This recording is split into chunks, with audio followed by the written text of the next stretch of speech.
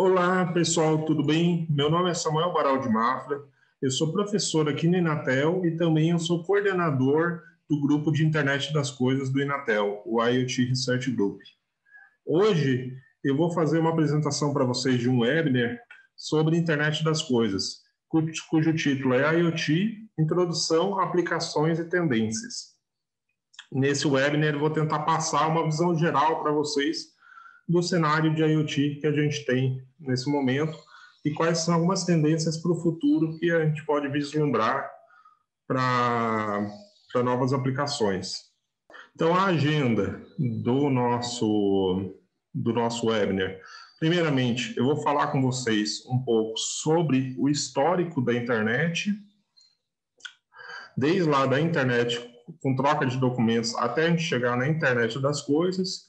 Depois eu vou falar um pouco sobre a introdução à internet das coisas propriamente dita, falar um pouco sobre habilitadores de internet das coisas, a parte de aplicações verticais, quais são algumas aplicações verticais que a gente pode considerar para a internet das coisas e, finalmente, falar sobre tendências no universo de internet das coisas.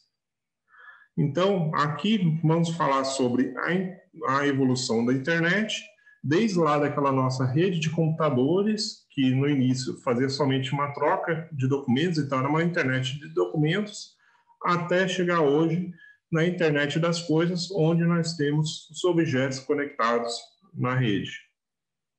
Então, primeiramente, nós tínhamos aquelas redes da internet, que eram redes de computadores, onde as pessoas trocavam e-mails, trocavam documentos, arquivos diferentes através da rede, e principalmente lá no início era uma rede que era principalmente militar e dentro das universidades, onde essas universidades acabavam trocando documentos na rede.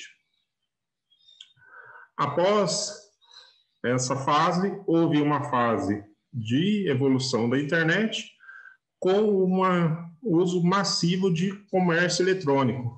A rede teve que se adaptar, teve que se iniciar novos protocolos na rede para a inclusão de ferramentas para poder ter um comércio eletrônico dentro da internet e você poder vender produtos, vender serviços dentro da internet. Então, lá no final dos anos 90, houve a entrada ali de empresas famosas como Amazon e eBay, começando a fazer o comércio digital e venda de produtos através da internet, serviços de pagamento como PayPay e também outras empresas foram entrando e essa parte foi crescendo exponencialmente todos os anos até hoje, a parte de você ter um e-commerce na internet.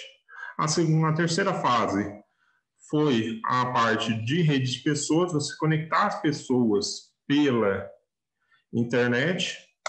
Então, você tem as redes Orkut, Facebook, Twitter, que conectam as pessoas. As pessoas deixam só usar o serviço da internet, mas elas também serem geradores de serviço.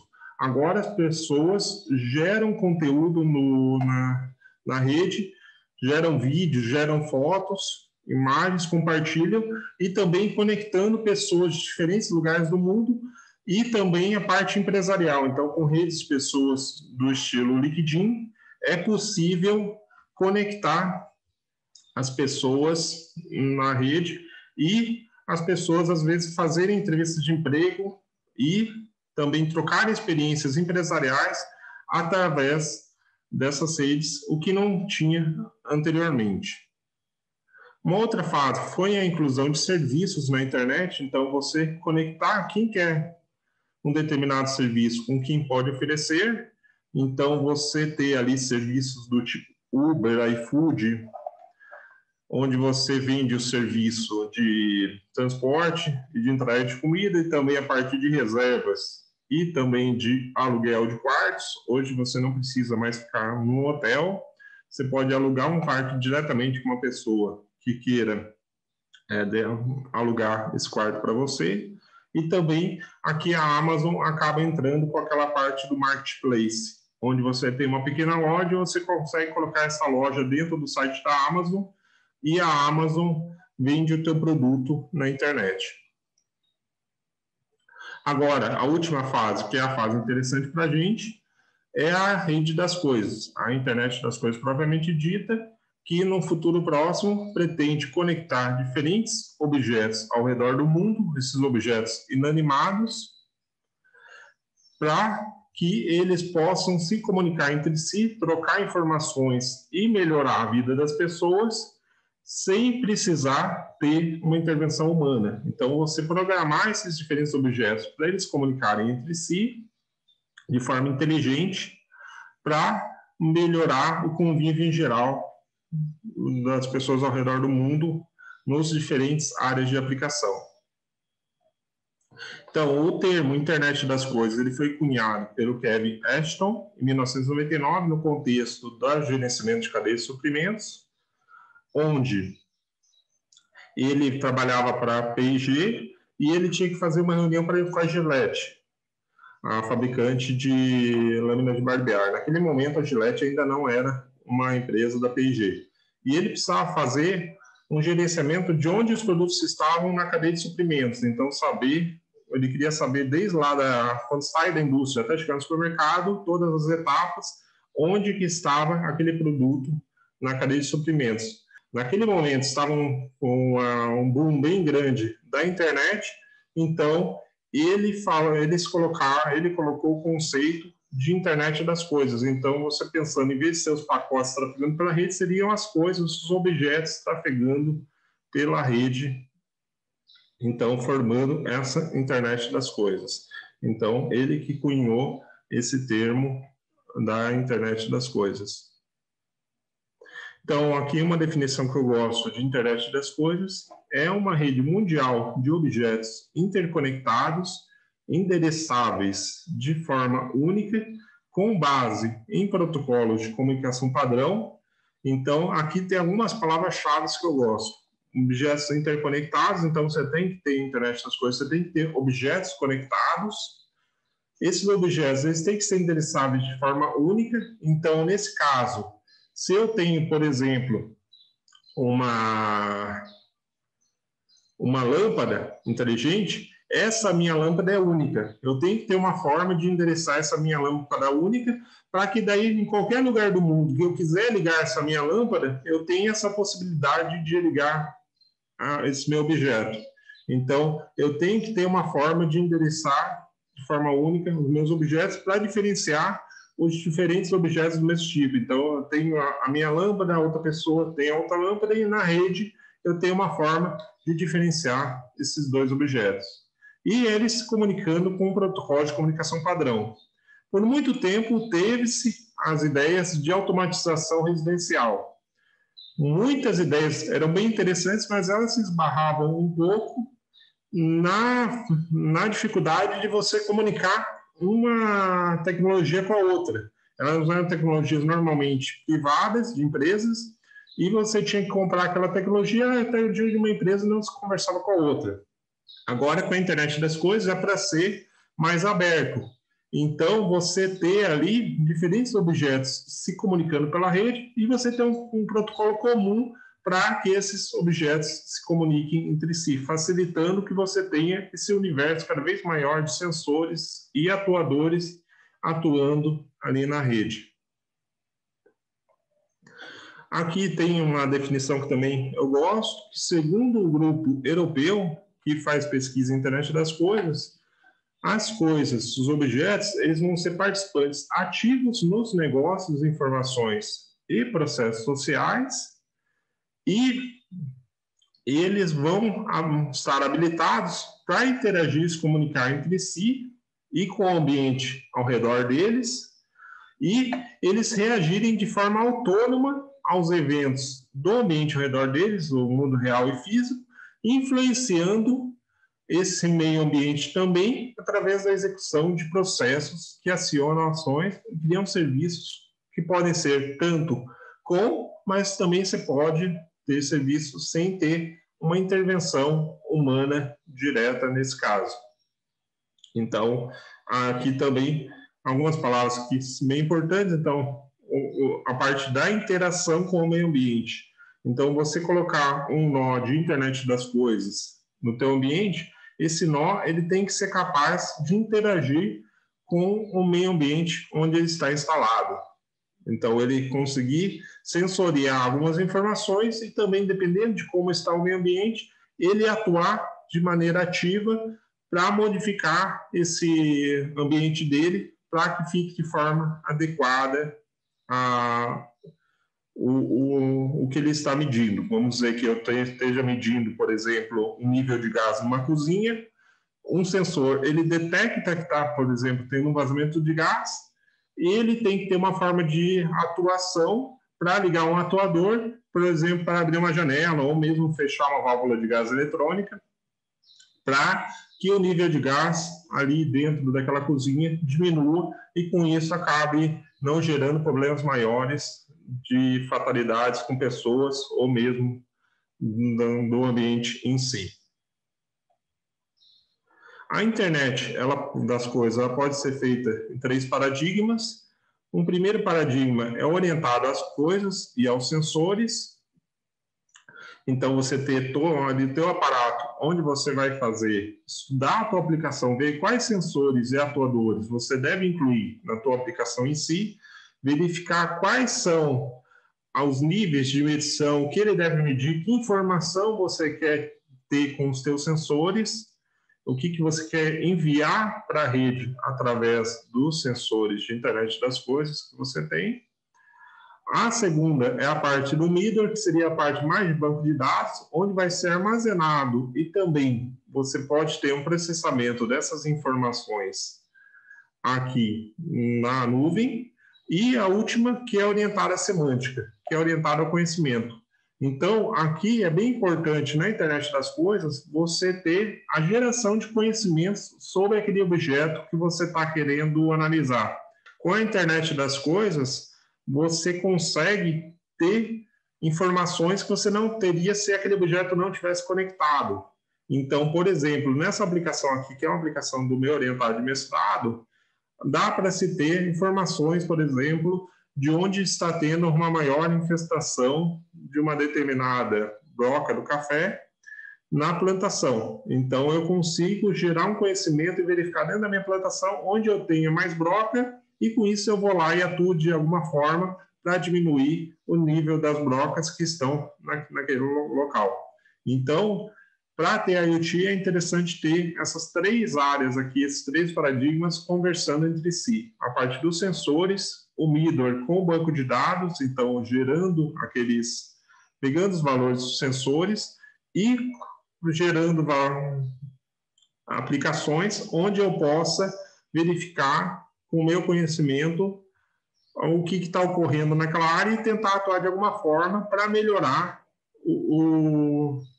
aquele cenário que eu tenho atualmente.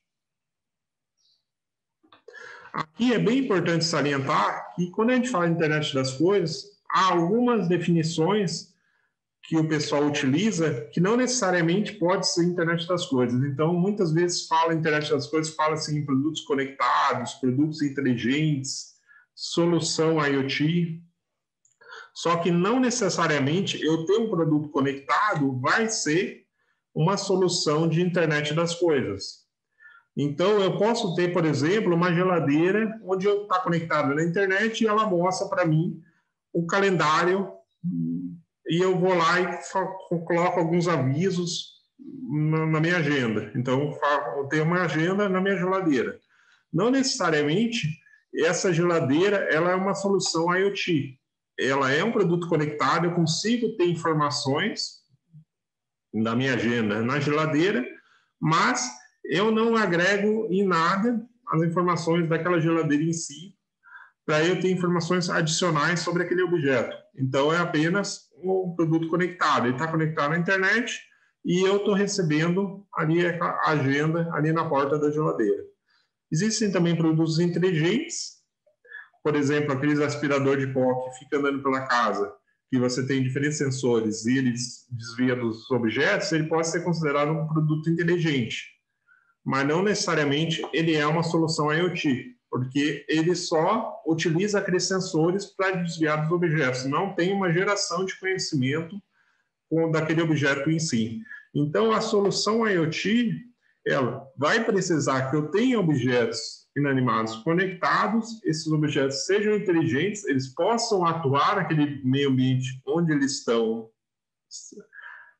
inseridos, mas nem todos os objetos que são inteligentes ou são objetos conectados vão fazer parte desse universo da internet das coisas. Então, essa parte é uma parte que é bem importante diferenciar, porque a gente tende a falar sempre, faço uma solução IoT, eu falo que é um produto inteligente. Não necessariamente você ser um produto inteligente, você vai ser uma solução de internet das coisas. Alguns habilitadores para a internet das coisas. Primeiramente, um desenvolvimento nas últimas décadas bem grande de processadores e memórias. Então, você tem um desenvolvimento grande da velocidade dos processadores e de armazenamento nas memórias, que hoje você consegue ter uma grande capacidade de processamento e memória em dispositivos bem pequenos, que são esses dispositivos que a gente pode utilizar hoje para a internet das coisas. O custo de armazenamento das memórias também tem caído muito nas últimas décadas, então está propiciando que você compre armazenamento para inserir nos objetos de internet das coisas a um custo bem baixo, bem irrisório. A miniaturização dos dispositivos faz com que você tenha esses objetos com grande processamento e grande capacidade em tamanhos bem reduzidos, que você consegue inserir em diversas aplicações, não necessariamente só em aplicações maiores, você consegue inserir em aplicações onde esse objeto pode ficar até escondido, a pessoa não chega a ver que ela pode estar sendo monitorada, por exemplo, de tão miniaturizado que são os dispositivos. Então, por exemplo, aqui seria da parte dos pendrives, né? Aqueles primeiros pendrives eram bem grandes, hoje nós temos pendrives bem pequenos, e praticamente é só o tamanho do conector USB ali, a parte do circuito mesmo, ele é bem pequeno. A evolução também nas redes celulares e redes em geral, possibilitando que agora com 5G nós temos a internet das coisas sendo inserida e ele possibilitando que eu tenha uma alta taxa de dados na rede 5G e para aplicações que necessitam de uma alta taxa de dados, e também para a parte do IoT, eu tenho uma grande quantidade de sensores, uma massiva quantidade de sensores conectadas na rede, de modo que eu consiga fazer um monitoramento de uma grande quantidade de sensores de forma remota e tirando informações verídicas, informações que, de modo estatístico, elas são confiáveis da rede, porque o 5G ele atende essa demanda de eu ter uma grande quantidade de dispositivos sendo conectados na rede, diferente de outras redes que você acaba tendo um número limitado de nós que você pode conectar na rede. Outros habilitadores importantes é a parte de redes de sensores sem fio. Então, na parte de redes de sensores sem fio, você tem diferentes nossos sensores se comunicando entre si para passar informações sobre determinadas métricas de análise. Então, nesse caso, nós temos, por exemplo, vários sensores de temperatura ou pressão. Eles podem ser espalhados numa determinada área. Então, eu posso ter lá uma área que seja, por exemplo, de uma floresta, onde eu quero verificar uma determinada métrica de análise naquela floresta. Então, eu espalho uma grande quantidade de sensores ali, por exemplo, milhares de sensores, e esses sensores vão se comunicar entre si até que eles cheguem no nó SYNC, um nó gateway, e nesse gateway que está conectado na internet, ele vai passar informação para o usuário final sobre aqueles sensores. Então, aqui, a rede de sensores sem fio acaba sendo um habilitador para a internet das coisas, que nós temos esses sensores, a parte de automação cresceu bastante, que eles podem se comunicar entre si e passar as informações sobre as métricas que eles estão analisando. Então, nesse caso aqui, é um dos principais habilitadores para que a gente tenha a internet das coisas nesse nível atual. Aqui, falar um pouquinho com vocês sobre a arquitetura de internet das coisas. Então, nós temos as coisas, os sensores e atuadores no nível mais baixo. Aqui seria uma arquitetura de 3 níveis, 4, considerando aqui também a computação de uma parte da borda. computação em borda. Então, a gente tem a camada mais baixa, é a camada dos sensores e atuadores. Esses sensores e atuadores vão se comunicar com o gateway, o nó central, que vai estar conectado com a minha rede de internet através de diferentes protocolos, Bluetooth, Zigbee, e também pode estar diretamente se comunicando com a rede através, por exemplo, de um protocolo Wi-Fi, e esse gateway vai estar se comunicando com a nuvem através da rede celular, Wi-Fi ou fibra. E na nuvem eu vou estar fazendo o processamento dessas minhas informações e repassando para o usuário final através de aplicações, tanto web como aplicações também para celulares. Aqui nós podemos ter essa parte aqui da computação em borda, onde eu posso ter uma pré-análise, uma pré-ajustes nas minhas informações antes de passar para a cloud em si. Isso daqui ocorre principalmente, por exemplo, em ambientes onde eu posso ter um sigilo de informação ou a informação ela não pode ser repassada por causa de privacidade, como, por exemplo, um ambiente hospitalar. Então, eu não posso passar nome, idade dos pacientes com a parte da saúde que está sendo analisada. Então, a parte dos exames e os diagnósticos desse paciente. Então, eu faço uma pré-análise das informações desse paciente, passo de forma anônima, com a identificação de paciente que é dentro da rede, dentro da nuvem. Eu não vou identificar aquele paciente em si, e na nuvem eu posso fazer análises até mais apuradas em cima dessas informações, utilizando algoritmos de aprendizagem de máquina, inteligência artificial, para que eu tenha informações mais elaboradas sobre o que eu estou medindo aqui na parte das coisas. Então, aqui nós vemos desde lá dos sensores que estão medindo a uma determinada métrica, até chegar na nuvem que vai estar conectado numa aplicação com o usuário final. Então, o que o usuário final vê no celular acaba passando por todo esse caminho aqui, desde lá dos sensores até o aplicativo nesse celular. E eu posso fazer o caminho contrário. Eu posso fazer com que tenha determinadas ações baseadas no que está tendo nas métricas que eu estou medindo, e acaba que eu vou alimentar alguns atuadores no meu sistema para que eles fiquem ativos quando a determinada métrica está fora do normal dos meus sensores, por exemplo. Aqui falar com vocês sobre aplicações verticais para a internet das coisas. Então, nós temos alguns tipos de aplicações para redes veiculares, cidades inteligentes, agricultura, aplicações na saúde, aplicações de transporte, indústria e também para a parte de comércio também e escolar. Hoje em dia, com a pandemia do coronavírus, nós estamos vendo uma diversificação de aplicações de internet das coisas também nesse ambiente mais acadêmico.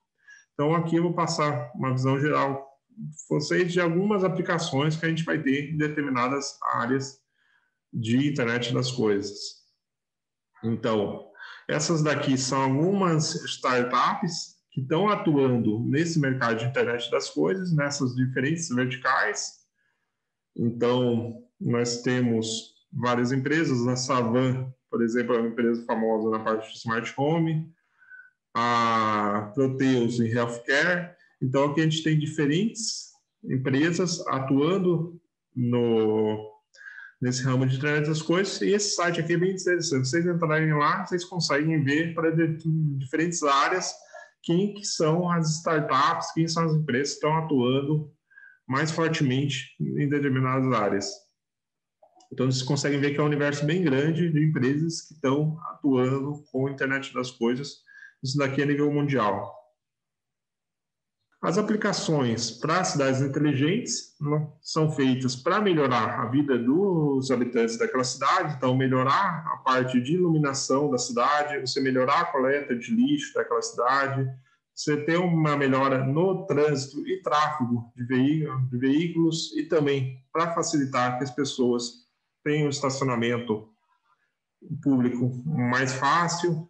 você controlar o tráfego, por exemplo, dos ônibus. Então, são todas aplicações com a internet das coisas para facilitar e melhorar a qualidade de vida dos habitantes que vivem naquela cidade. Então, para a parte de iluminação, nós temos um exemplo aqui da iniciativa do Inatel Smart Campus, onde você tem um sistema de iluminação de internet das coisas, sistema inteligente de iluminação. Então, esse sistema, ele tem um aplicativo celular onde você pode desligar as lâmpadas do campus do Inatel através do aplicativo celular.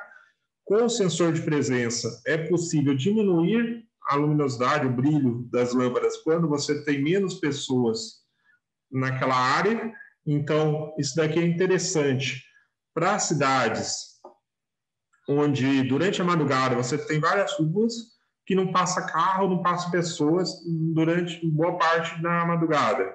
Então, você pode diminuir o brilho daquela lâmpada, diminuir a luminosidade, e quando vier uma pessoa naquela calçada ou passar um veículo pela rua, você volta a ter a luminosidade padrão daquela lâmpada, e com isso você gera economia de gasto público para a prefeitura e para a empresa concessionária de iluminação.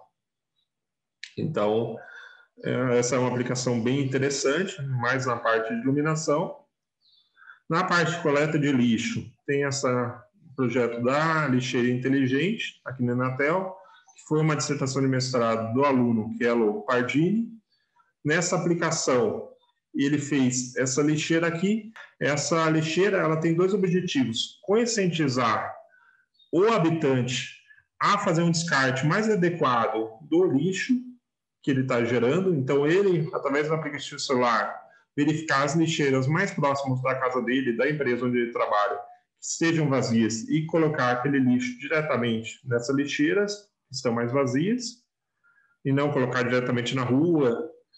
E também no lado da prefeitura e da empresa de coleta de lixo, onde essa empresa ela vai poder fazer melhores rotas para a coleta de lixo. Então, quando o caminhão de lixo está saindo, ele pode verificar naquelas ruas onde ele vai fazer a coleta de lixo quais lixeiras estão mais ocupadas e se tem lixeiras vazias. Se tiver uma grande quantidade de lixeiras vazias em determinado percurso, ele não vai precisar passar por aquelas ruas. Ele pode fazer uma rota alternativa e, com isso, fazendo essas rotas alternativas, também gerar uma economia de gasto público para a prefeitura em si. Então, tem esses dois objetivos: do lado do cidadão, conscientizar o cidadão de ele ter uma coleta mais adequada do lixo, e na parte da prefeitura, a parte financeira dele ter uma economia fazendo uma melhor rotas com os caminhões de lixo. Estacionamento público inteligente. Então, essa aqui é uma startup que tem uma solução de smart parking, onde você tem esses sensores, são colocados nas vagas de estacionamentos públicos, nas ruas, e elas se comunicam com o aplicativo do usuário, e o usuário, quando está chegando no local onde ele quer estacionar, ele pode verificar quais são as ruas que têm mais vagas, onde ele vai ter uma maior chance de estacionar o carro dele.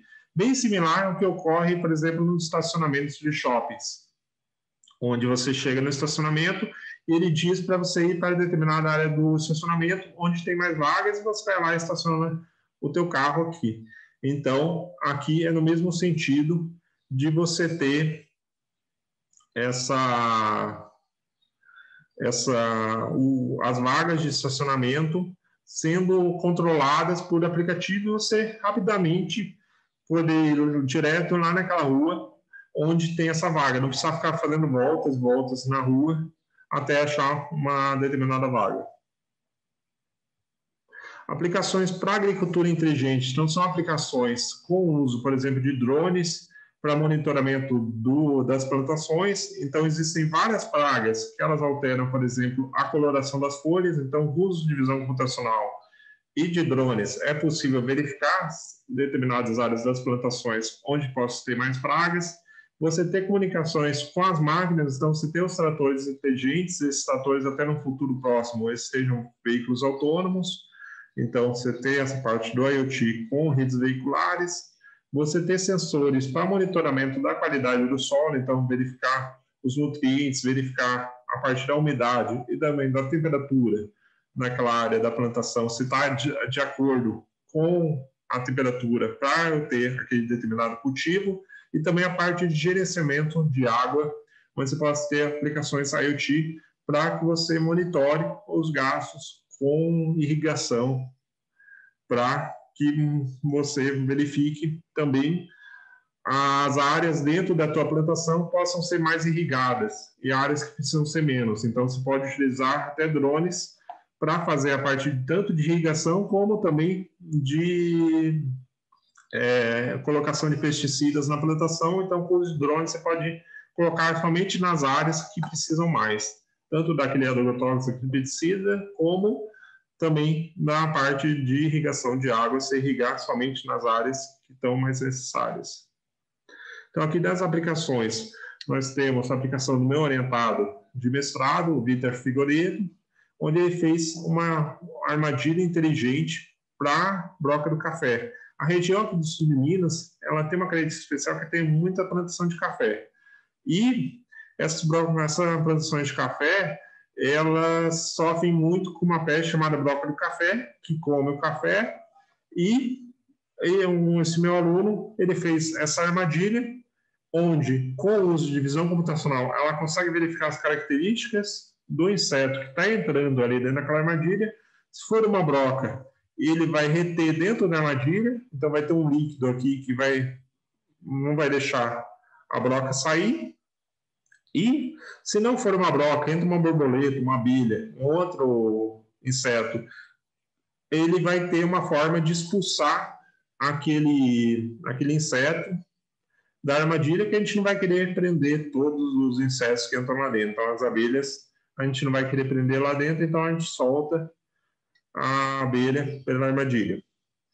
Aqui, essa armadilha, ela conta com GPS e comunicação, então é possível analisar dentro da plantação onde vai ter maior infestação da broca do café, e é feito de uma forma que eu posso passar várias vezes essa armadilha e diminuindo os níveis de broca do café na armadilha, na plantação, de modo que eu não precise utilizar ou diminua drasticamente o uso de agrotóxico, porque hoje em dia, para eu combater a broca do café, uma das únicas alternativas é eu utilizar agrotóxico para combater essa peste. Então, a nossa solução é feita para que eu diminua o uso de agrotóxico e faça rotas pela plantação, com o uso, está fazendo um veículo tipo drone Hoover, então esse Hoover ele vai andar pela plantação e vai pegando as brocas da plantação para diminuir os níveis até de ter uma plantação bem limpa, sem brocas. Tem uma startup, a Edim, ela tem uns nós que eles medem condição do solo, então eles têm esse painelzinho solar para a alimentação deles, e eles medem diferentes características do solo e também a temperatura na área onde está localizado, e esses sensores comunicam com o aplicativo solar. Então o fazendeiro ele pode acompanhar da sede da fazenda como está as condições do solo na fazenda dele diretamente por um aplicativo celular. Então, de tempos em tempos, esse sensor manda informações para o celular do fazendeiro, mostrando as características daquela área da plantação em si, e o fazendeiro, através dessas informações, ele pode tomar decisões para melhorar as condições do solo naquele ambiente. Aplicações que estão mais próximas da gente de internet das coisas são aplicações para casas inteligentes. Então, são aquelas aplicações normalmente com assistente de voz. Hoje está bem popular a Alexa, mas existem outras assistentes de voz também para casas inteligentes. Então, você controlar por voz diferentes equipamentos dentro da tua casa, e também a parte da segurança. Então, aqui é você fazer uma automatização da tua casa para a parte de você ter uma melhor qualidade de vida dentro da tua casa, mas também você aliar segurança para aquela casa em si. Então, você poder ter, por exemplo, a parte de alarme, fechaduras inteligentes, para deixar somente pessoas autorizadas entrarem em determinados ambientes. Você ter também a parte de sensores e atuadores para diminuir os riscos de você ter acidentes graves dentro da residência. Então, como eu falei ali anteriormente, você ter, por exemplo, sensores para medir o nível de gás numa cozinha e caso haja um vazamento de gás naquela cozinha, você ter esses sensores se comunicando com as nuvens e se comunicando com atuadores para, por exemplo, abrir a janela e dissipar esse gás que está vazando da cozinha e também fechamento das válvulas para parar o vazamento. Então, com isso, salvando vidas e também não deixando ter acidentes maiores dentro da residência. Há várias aplicações para automação residencial estão sendo feitas por diferentes startups mundo afora. A Savan, ela faz a automatização residencial, principalmente para casas de alto padrão, então ela tem diferentes soluções. Aqui é uma startup bem interessante, ela vende essas soluções aqui no Brasil, onde você consegue ter diferentes tipos de automações sendo feitas para essas residências. Então, esse daqui é o site dessa empresa. Quem tiver interesse, entra lá, que eles têm umas soluções bem interessantes para automação residencial. Aplicações na saúde, onde você tem as pessoas com diferentes sensores, então medindo diferentes parâmetros daquela pessoa. Então, você pode ter um ambiente onde a pessoa está sendo assistida, por exemplo, pode ser numa casa, mas pode ser também no hospital. Você tem diferentes sensores medindo parâmetros dessa pessoa e mandando para a internet. A pessoa, através do aplicativo, ela pode acompanhar os níveis de pressão, temperatura e outras métricas que estão sendo analisadas daquela pessoa em si. E também o médico ele pode acompanhar à distância os níveis de saúde daquela pessoa. Então, o que está sendo medido ali. E essa aqui são principalmente aquelas aplicações vestíveis, né? Então, aqueles relógios inteligentes, aqueles medidores inteligentes que a gente coloca no corpo e vai medindo diferentes parâmetros de interesse. Dentre esses parâmetros de interesse, por exemplo, pode ser acompanhamento de pacientes diabéticos. Então, essa empresa aqui, a Bi+, essa daqui é a primeira solução deles, essa aqui é a segunda. Ela tinha inicialmente um sensor que verificava quanto que está sendo colocado de insulina para aquela pessoa no momento que a pessoa faz a injeção de insulina e o momento que foi feita a injeção de insulina. Hoje, ela já tem uma solução que você tinha que acoplar nas seringas, ela agora já tem uma seringa própria, onde você pode diretamente fazer a inserção da insulina e ela já está acoplada fazendo quantas unidades foi feita da insulina e qual que foi o horário que foi feita essa medição. E também esses sensores que podem ser acoplados na pele, onde eles medem os níveis de glicose daquela pessoa. Então, e vão fazendo um mapeamento através de um gráfico aqui dos níveis de glicose. E caso esteja com a pessoa com um nível mais baixo de glicose, ela faça um aviso sonoro, algo assim, para a pessoa tomar ir lá. Às vezes, você tem que a pessoa diabética tem que ir lá e comer um doce para aumentar o nível de glicose, ou se ele vai fazer uma alimentação, ele tomar insulina naquele momento. Então, aqui é um acompanhamento em tempo real dos níveis de insulina, níveis de glicose, quer dizer, daquela pessoa. A pílula inteligente, a Proteus Healthcare, ela tem uma pílula inteligente. Isso daqui deu uma grande discussão lá nos Estados Unidos, que ela é uma pílula onde tem um medicamento e ela tem um sensor para verificar a ingestão daquele medicamento no corpo humano. Então, quando esse medicamento, a pessoa toma essa pílula e chega no estômago, o medicamento vai começar a ser metabolizado, esse sensor vai medir se aquele medicamento está sendo metabolizado da forma correta. Porque às vezes a pessoa ela tem alguma deficiência que ela não consegue metabolizar o medicamento da forma correta, então ele não vai ter o efeito desejado. Então, aqui tem a cápsula, onde eu tenho a parte do sensor e a parte do comprimido em si, e esse sensor ele vai medir a metabolização desse componente em si.